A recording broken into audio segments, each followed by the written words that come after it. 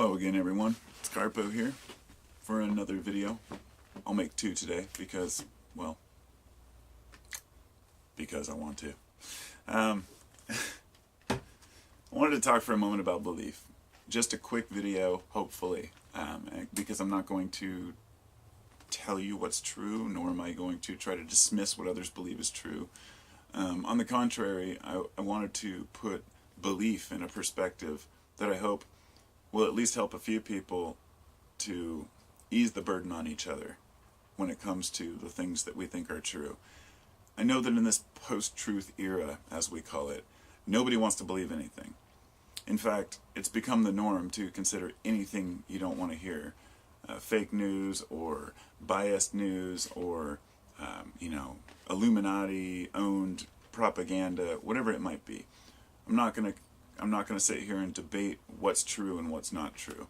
I just wanted to point out something I'd noticed was there are two types of people out there in the realms of belief that cause the most problems. Now, we all have beliefs, but there are two subgroups within the human species, if you will. One group of people has strong beliefs, and they want to tell you exactly what to believe. And they will not be satisfied until you believe what they believe. And if you don't believe what they believe, then you're damned. This often extends into the religious aspect, but it goes deeper than that. People believe all kinds of things, where if another person doesn't believe it, they think, well, this person's an idiot, or they're, whatever it might be. So there's the people who believe things and want to tell everybody else what to believe. And then there is another group of people, those who don't really have any beliefs of their own, so they spend their time telling everybody else that what they believe is wrong.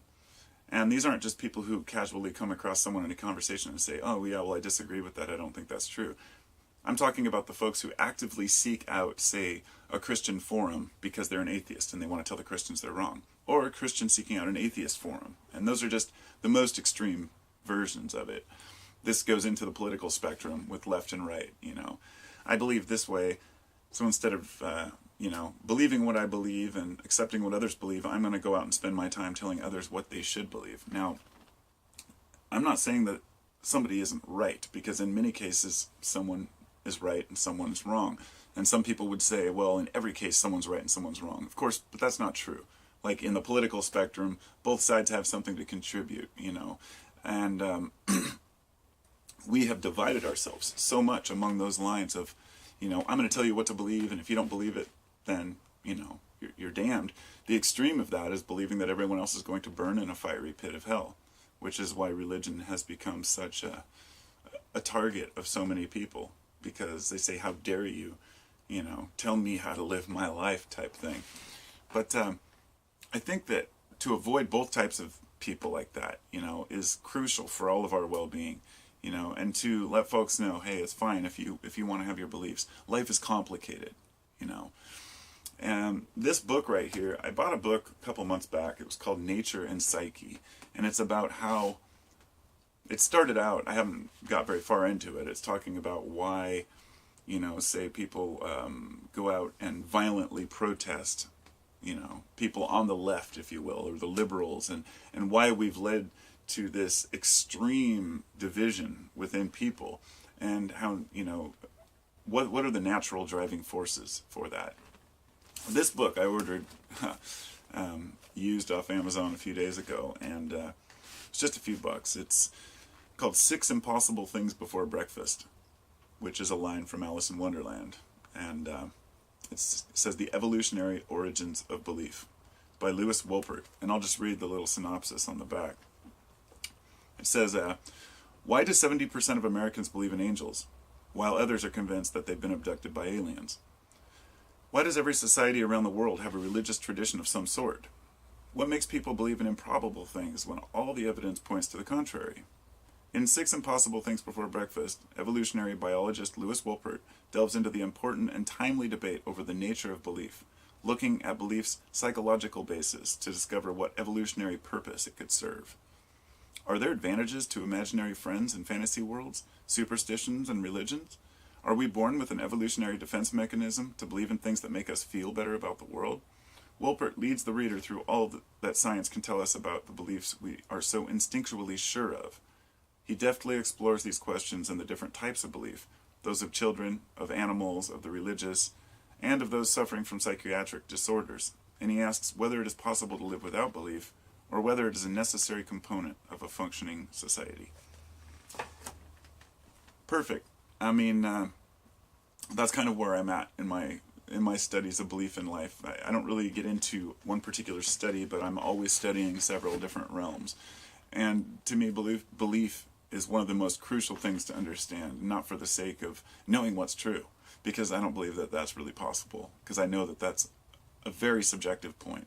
And before anyone says, no, there is a truth, there is an absolute truth, I say yes, but what good does it do us to know that there's an absolute truth if we can never get everyone to agree on it? So the best we can do is say, what are the points that we do agree on as people, as a society, as a culture, as cultures? And rather than trying to tell everybody, hey, you should abolish religion, or tell people you need to take this religion, say maybe the religions that we have in the areas we had worked for the areas where they were created. And maybe they need to morph over time and change with the times in order to better address the needs of the people in this current world, which are very vastly different from those of 2,000 years ago. So I think that that's the frustration people have with beliefs in religion, is that they are based on what others had told them, and then they have an experience often which leads them to believe that's the truth. Whereas another person has a different experience and a completely opposing belief system, and they're convinced theirs is real. The best we can do is say, how has your discovery helped you? And what have your beliefs done for you? And not try to eliminate belief, because I know that a lot of folks think, hey, a rational atheist, a rationally thinking society is the ultimate goal. And I completely disagree. I know that that's a pipe dream, and it's more of a pipe nightmare, because the truth is, with a completely rational, society, all we have are robots, more or less. Yeah, we become AI in our own sense. I mean, our emotions and our absurdities and our ridiculous beliefs and ideas are partially what make us who we are, because we can even laugh at ourselves. I have some of my own beliefs. What do I think about aliens? I don't know. What do I think about angels or ghosts or demons? I don't know. I don't know for sure that these things do exist or don't exist. I just go by my own experience. And when others tell me, well, their experience tells them it's true or not true, it's very hard to prove a negative, if you will. When a person says, I've never seen a ghost, so therefore they don't exist, okay? That's not proof. But if a person says, I've seen a ghost, that's not proof either. Even when a whole group of people have. I mean, this is one of those interesting things about being human. So I just wanted to share that little tidbit, and check out that book. I've only got, like maybe 30 pages in, so I'm not that far, but it seems pretty interesting so far, and it's fascinating. The author, he's not a religious guy, but his son turned out, his son wasn't raised religious, but he became an evangelist type believer when he was after he was a teenager. So his dad was fascinated with how a person comes to believe such things. How one day his son told him, he said, "You're so lucky, Dad." And he said, "Why?" And he said, "Oh, you get to die before me and go to heaven." And I thought, wow, because I've been through that experience. I had someone in my family when I was younger say, "I can't wait to die and go to heaven." And that stuck with me. I mean, that was one of the only things I ever remember the person saying. Because when you're a kid, and you're 5 years old, you think, what? You want to die to go to heaven? And it was a very sad thought the more I think about it. Over time, I think there's a lot of people who are really suffering in life. And it's difficult to even discuss these things, because people don't want to hear that what they believe isn't true. And I'm not here to tell anyone what they believe isn't true. I'm just posing the question of, it's not what's true or false, it's what works for us. Is it working for us? Because we deserve to have something work for us. If what we believe is just what we've been told, and it's not working for us, then it's time to rethink our strategy, whatever it might be. Political, religious, work-related, family-related, hobbies and dreams and passions. Things change, ideas change, and it's okay for us to change what we believe over time. In fact, it's crucial, it's imperative. I mean, I know a person wants to stick with what they believe for a long time and say that, hey, I'm dedicated, I have faith. Well, let's say, when you were a kid, you had faith in your invisible friends too. As an adult, you've learned that it's something that is kind of preposterous but helped you at a time of need. And the same thing goes with believing in the Easter Bunny or, anything else. It's something that we change, we morph our ideas, and at least that's the hope, because we're always growing if we're paying attention. So I'll talk to y'all later, and thanks for watching.